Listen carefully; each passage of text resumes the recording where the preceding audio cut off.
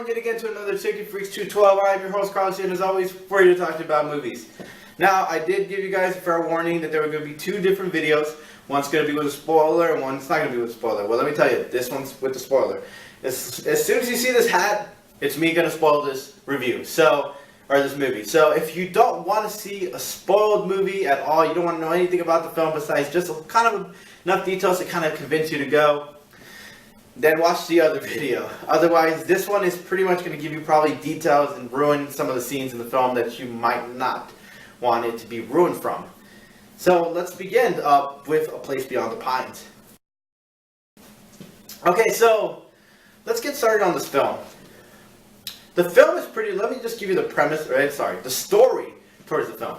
This is a film about Ryan Gosling's character who just found out from this girl he just had a one-night stand with, Eva Mendes, that he had a kid about a year ago. So she wound up pregnant, didn't tell him about it, and now he wants to do whatever it takes to provide for his family. Now, while he's doing this providing, he realizes he has no really particular set of skills, except that he's really talented with a dirt bike. So he decided that he was going to do a bank job, where he started robbing banks and using his dirt bike skills in order to get away from cops and so forth. Now, he does this for a couple times, but he's still trying to get the acceptance from Eva Mendes, because Eva characters, sorry if you guys aren't familiar, it's characters, I'm talking about characters. Eva Mendes is trying to give him a chance to see his kid, but at the same time, she's already with someone, so it's very hard for her to give him a chance while she's with him. So she has this complicated relationship between the two of them.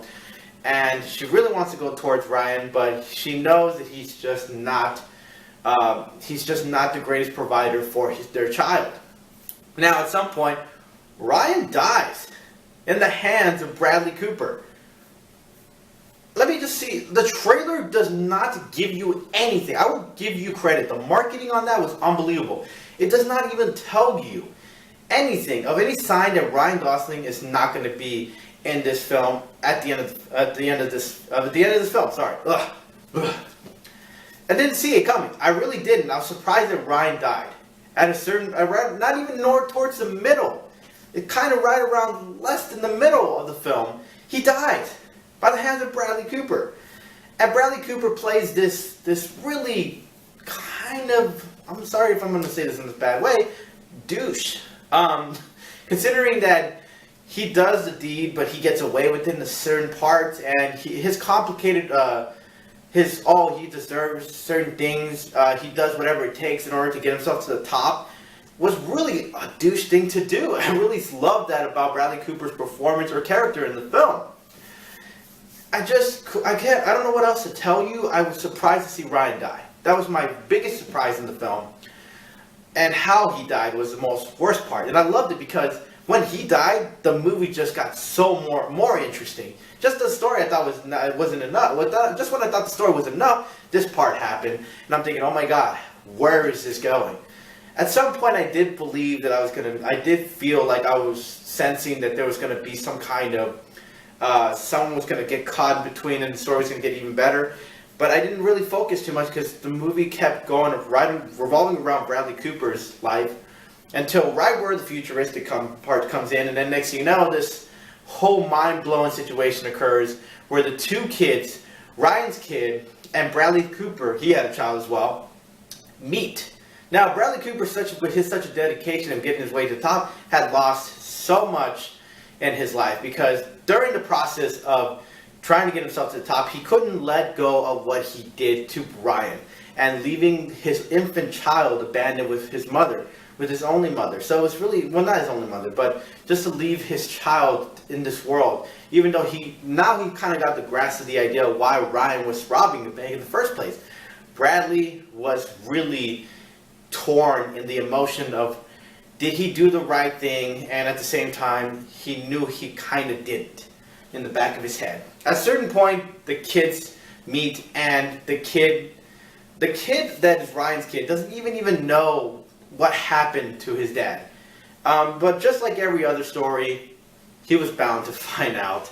And I loved the ending because it was one of those moments where It was almost like it was Ryan's kid's destiny in the film. And the beautiful image in the shot, the location, and the final ending where he just rides away was one of those mind-blowing things. I can't give you that detail too much, step by step, but it was one of those intriguing movies where the story just kept becoming more interesting as the movie went on. And performance-wise was just unbelievable. I couldn't get enough of how interesting it was from beginning, middle, and end. And the twist and the mind-blowing and the marketing they did for the trailer where you didn't get a lot, but enough to be like, okay, come on, we're going to make you watch this film with us. Now, I'm going to say yes, it didn't do great in the box office as much. I think it made $21 million on a $15 million budget. Let me see if I got that right. Yeah, on a $15 million budget, that's a tragic thing because it was such a great film. I believe it was one of those independent films. I might be mistaken on that.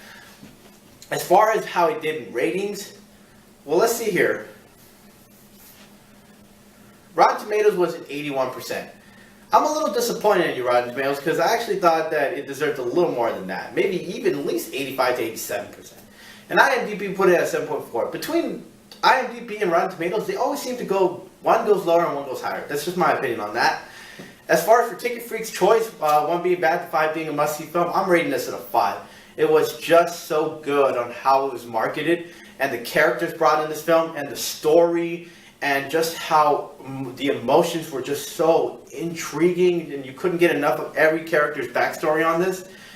I just loved this film, and I'm just hoping I have enough money to buy it as soon as I can. Anyways, if you have any questions, comments, or concerns, please feel free to wait at the end of the credits. There's a contact information where you can ask me about movie questions. That's going to do it for us today, guys. If you haven't already, press that button bottom below to become a Ticket Freak subscriber. Subscribe to our YouTube channel. And as always, I hope to see you guys next time, okay? Peace!